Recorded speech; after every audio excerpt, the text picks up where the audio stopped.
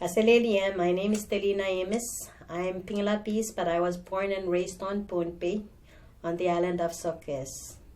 I come from a 13-sibling family, and I'm also married to a big family of 12 siblings. I have 5 children, and I work at the College of Micronesia, the only college within the Federated States of Micronesia region. I've been working for the college for 15 years now. When I started at the college, I came as a general psychology instructor. And then later on, I was given a course in history of Micronesia to teach. And after teaching history of Micronesia, I developed a passion for Micronesia. Hello, my name is Alice Emis. I'm Delina's sister-in-law. We're married to brothers.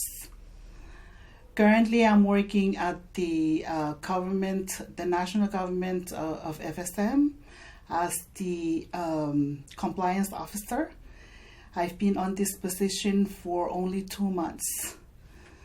Prior to that, I work also within the national government at the Department of Environment, Climate Change, and Emergency Management. And as you can see, it's a jump, but what I was doing there was also with numbers.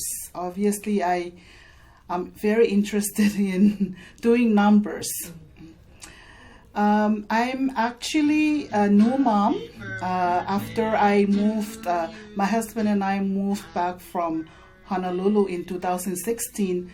We were very fortunate to adopt a young boy. He was only a month old when we adopted him. So we're proud parents of a 2-year-old boy. In addition to working 8 hours a day, also being a new mom at my age, it's a challenge. I give it all to her. 5 kids. I also have community involvement. I sit on the Board of Education as the chair. And then also, in addition to that, I also sit on the steering committee for fundraising committee for the college. So, I try to be involved in those as well. Now, women are more busy, right? Because they have their salary jobs, and then they go home to even more work, right? If they have children. They're expected to tend to their children, to their husbands, to the nuclear network, and then to the extended if there are expectations there.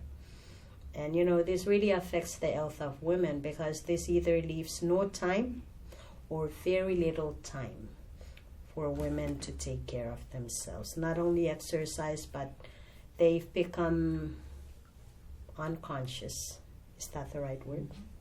About what they eat. Right, how to take care of themselves, because it's just erased off, or it's pushed down to the bottom of their list of priorities. And I think that's how the change in the structure and the breadwinner system has affected, especially women's health, right? And then there's that technology, right? Technology can be good, but technology also has a negative side to it. One discussion that I had with my students the question was, what do you think about technology in Micronesia? Do you think it's mostly positive or mostly negative, right? And normally, most of them would say it's mostly positive. So I asked them, I said, can you share what are the positives? And they said, because I can just chat with my cousin instantly, right? I can just sit here and just, call a family member from one of the municipalities on Pohnpei, or if I'm given a research topic, I can just sit in this classroom and look up other information. So the next question, I said good.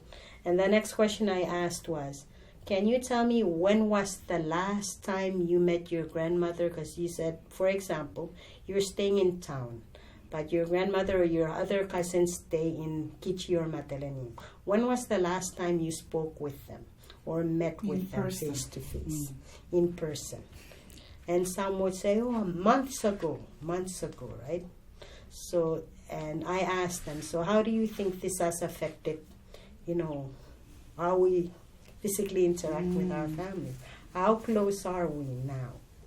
And how has technology affected that network, that closeness that we once had? In addition to that, working here at the government, I noticed also that we really need women in those kind of positions, especially in finance, in politics, and also even in climate change, where I believe that that's where, because I know that if we have more women leaning in, it would be, I'm pretty sure that we will have better legislation to make change at the top.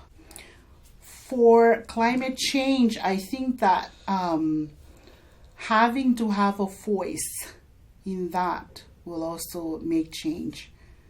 What I meant by that was that if we have more women, just not only in climate change, but in all aspects, having there, just to have an equal representation at that level will probably make more change. But given our culture, where we still have to not fight, but to say things to be noticed. And also when you say the very things that we want to say, it's also considered not very un-Micronesian, which I've been told so many times.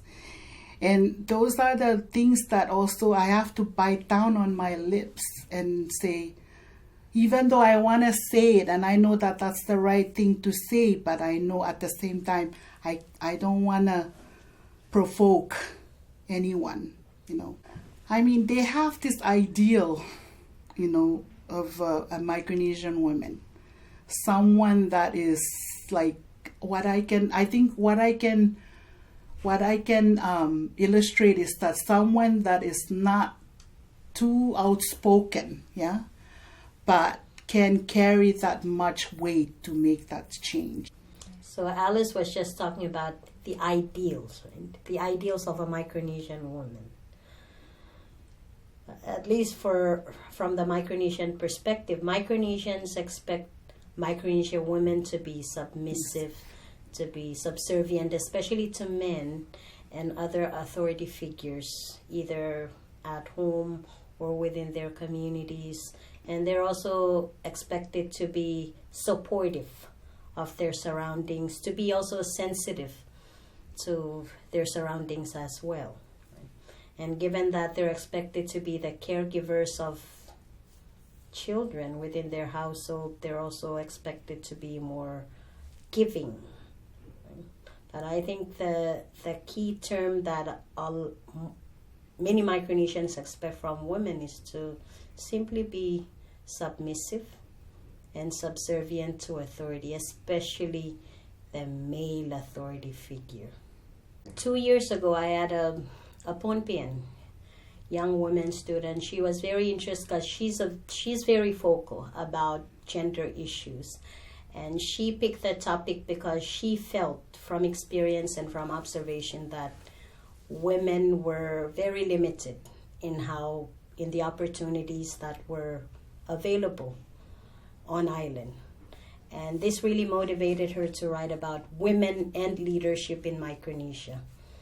And she was very brave in that she not only did surveys to a lot of people, but she interviewed both men in leadership positions, and she also interviewed women in leadership, not just women who were elected into the legislature, but she also interviewed leading business women. So generally what she found that, at least based on the interviews with women, the overall result was even these women felt that they were marginalized in their society. That even with what they already had as business women or women sitting in legislature, they still felt that there was still friction there. And that was the general finding. But Interestingly enough, she was doing the research around the time where one woman ran for the lieutenant governor's seat on Point Bay. So part of that research was also to do a survey on what the general community thought about this one woman who was running for office. Interestingly enough, when she tabulated the results, because she wanted to compare the opinions of males and females, interestingly, she found that more than 50% of the women who took the survey said that that woman should not. Yes. So more women felt that this one woman should not be running for office. And this student even went further to ask why they thought women should not be in that leadership position. And they said that the space or the place for a woman is at home. So it was interesting because more men thought that this was a good opportunity because of the many changes that we now see.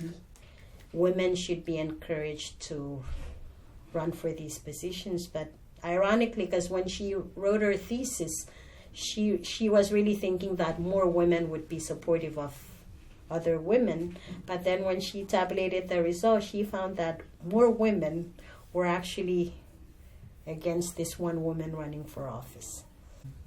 Although we fight for equality, we fight for what is we thought that it's ours, we're also at the same time scratch people, fight each other for that as well. It's like we want to, but at the same time we don't want it. We fight amongst ourselves, So it's kind of there's mixed signals, yeah. We want it, but then we don't want the other person to get it, the fellow sister, yeah. So it's and that's why I was smiling, because I know that. Although they said go for it, but then at the same time you looked outside and they said don't support that one. The topic was actually on leadership, but it later led to women in leadership in Micronesia. So one of the things that I discussed with the students was how in the traditional times, the person who became high chief was always a member selected from the most senior lineage in Micronesia. That was the traditional practice. But I also shared that this one person would be selected from the most senior lineage. And typically in the selection process, the senior lineage would look at qualities. And the qualities were that this one male man has to be supportive. He had to be caring, sensitive to his surroundings. He had to also learn to care for other people in the community. He had to be giving to other people. Humble. The person had to be humble. Because although he was leader, he has to also learn to or possess the quality to look out for the well-being of his community. So after I shared that with the students, I asked what they thought about women in leadership and if women possess those qualities. And if they did, would they be the ideal leaders, or what they thought about women becoming leaders in Micronesia. So, and I was interested to hear about what the boys said about that topic versus what the girls had to say about that topic. So when I asked the two genders on what they thought, more males thought that women in Micronesia showed these qualities. But then when I also asked if women would be leaders in Micronesia, they said no. Although women possess these qualities, their place was not a place in leadership. It's in our culture to respect our brothers and even uncles or any male, relative. Yeah. But I'm sad to say that it has changed, and I guess because of Western influence. And I'm sad to say also that this generation lacks that, what do you call that, from their grandmothers. In the old days, those grandmothers that, they know the culture, what you do, the norms, yeah. They said, you're not supposed to do that. That's why I'm saying this, because I look at my son and I know that he'll grow up one day, but he will lack that connection from his or her, his grandmother from my side as well, because both my parents have passed away. Because what I know now is mostly from my grandparents on both sides. Yeah. Much of what I know about culture, and especially about respect towards the male figures in the family, those who are brothers, siblings, or male cousins, were mostly taught to us by our grandparents. And I think the loss of these figures, the grandfather, grandmother figure, is another factor that's also affected the shift in this family structure. The shift meaning from the extended family to the nuclear family unit. And I have to say that the shift is mainly by choice because of the pressure that we get from this so-called cash economy. More and more families prefer to live in these nuclear families because everything is received by cash. Like in the olden days, I've heard stories from my grandparents where relatives would come together.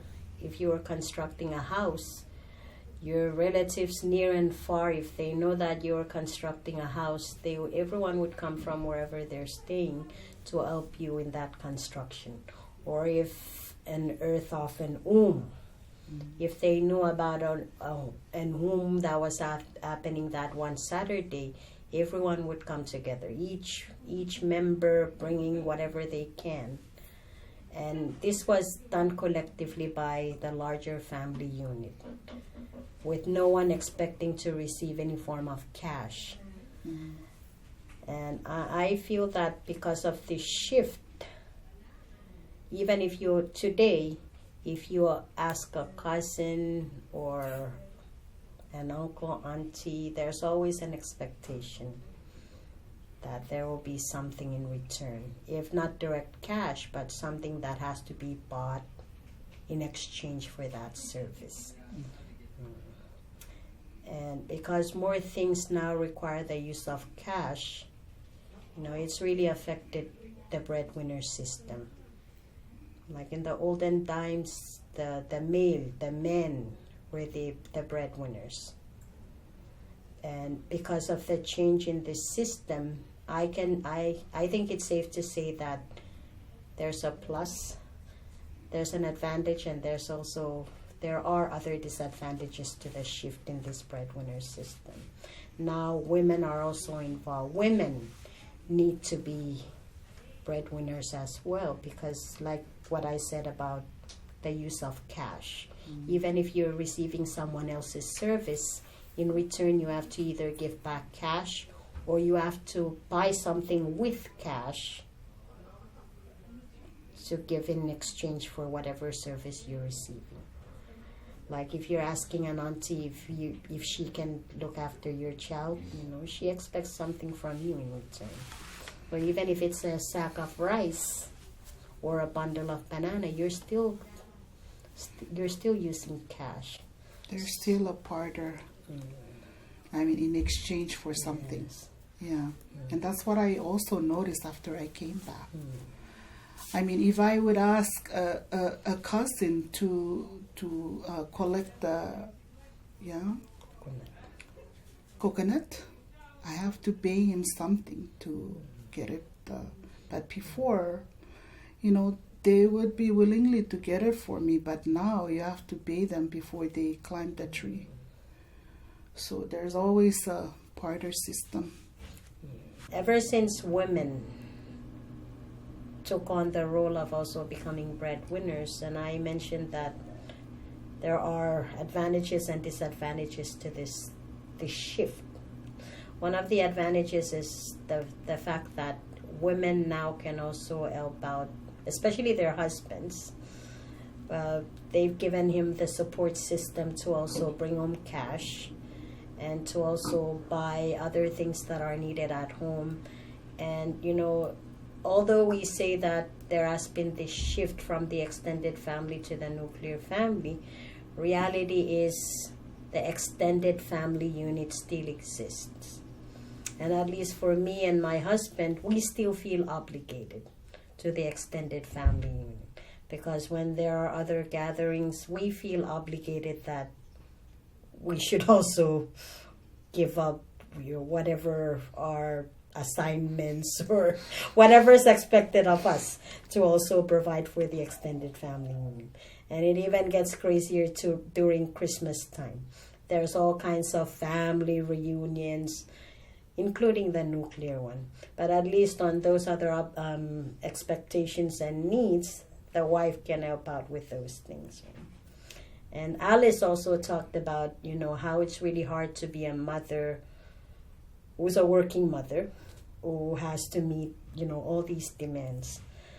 But I think the reality is, for me, I can speak for myself and the experience I've had as a working mom who also, does other things, not just at work, but also other things that I'm also expected to do within the community. And I would not have been able to do all of this without the support system that I have, most especially my husband. Because if my husband has not been supportive, I would not be able to do what I do today. And, and it's a really rare trait that we see in Micronesian men.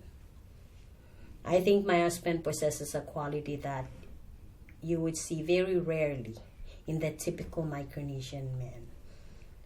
Because the conception is men should be the breadwinner, they should be providers instead of, right? Instead of being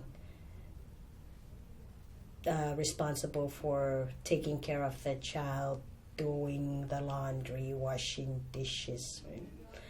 But, although we fear change, I think now is a time to realize that these changes, everything has two sides to it. Change can be good and change can also be bad. Right? And I think it's a matter of how you adapt to these changes. So just like Alice, I feel really fortunate. I really feel fortunate that I'm a mother, a working mother at that. And I'm even more fortunate that I'm married to, my husband is younger than me. But he's very supportive, he's very understanding. And, reality is sometimes his cousins, because it's really complicated, but his other cousins, first cousins, are also my first cousins. So sometimes his first cousins would tease him that, there is a phrase that, I don't know if it's Pinglapis or Ponpin, but when other men see other men who also helps the wife wash the dishes, do the laundry, and take care of the children, they say, the literal translation for that is, you're a man under the skirt. Right? The Ponpin translation is, Olen pan uros. Because they feel that the thinking is that now the woman is dominating and she's forced him to also, take on the roles that a woman should be doing. Right? But I think it's high time we change that thinking. Because, we keep talking about change and how Western influence has really affected our families. And, it's come. We have to realize that. And we have to, like, for my students, when I ask them, what is it about Micronesians that make them different from all other people? The first thing they would say is Micronesians have respect Right? Micronesians have respect. That's the one thing. The first thing, in fact, that most of my students would say, right? And if we accept that there is change, and if we learn to adapt to these changes, it's, I don't think it's a matter of losing that respect. Right? I don't think it's losing respect. We're not losing respect. Right? We're finding ways. We're finding ways to adapt to this change. Right? And, not that I'm bragging about my husband, I'm sorry to say this, but I think if we see more men who are supportive of their wives, and I'm not saying that women should dominate, but reality, if we look back to traditional times, there was a really clear line between what women did and what men did. The roles for men were more intense in terms of labor. They were more migratory in the sense that they migrated. They were either fishermen who fished the open sea, or they migrated the open sea. Women stayed home. They did refishing. They wove baskets. They did the child care. But although there was this clear line between men and women, the roles complemented. And that's what we want to continue to see, right? Women are breadwinners, but where do these roles complement, right?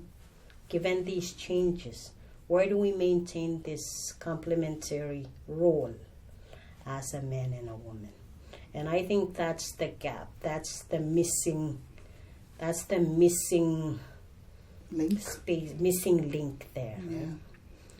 So to add on to what she was saying, I guess we really need to educate the man that it's okay to be such. I don't want to say what, but such. Because they still think that it's probably unmanly to do such. But, with the changing time, it's okay to be like that. And I guess that's where the men got in between that, yeah. Like whether it's okay to go ahead and help the wife or to be so macho about it, because they might be teased at by cousins or friends. So they're also having issues with whether to move ahead and be the game changer or what. So I guess that's where education comes into that, where we would tell our men folks, hey, it's okay. It's a matter of the network, and that's what defines us Micronesians. We adapt better, we work better if we have a good support system, because we can't do it alone. So whether it's about talking about our husbands or our sisters or people in our community, there has to be that network, because that's who we are. We work best as a community. And I've seen this also in my classroom, where I put students together, and when they work together because they like to be a community of learners, I see more outcomes achieved there. But if I give them tasks to where they have to go a certain distance on their own, it's less likely that they will achieve that outcome. And they don't really appreciate it as much as the ones who work together as a group. So, that's what really defines us as Micronesians. And also, I have a story that my mother always says when she was still alive, because she would assign us chores, but for me, I was just like, sometimes I don't do that, yeah? So she would always compare that working together as kebenok. The one that from coconut? Yes, the coconut brooms. Brooms, The brooms, yeah. yes. The local brooms. She would say you cannot sweep a floor with only one. Yes. But with all these coconuts, yeah, you can sweep the floor with that. So that's one thing that I always remember. We are strong in numbers.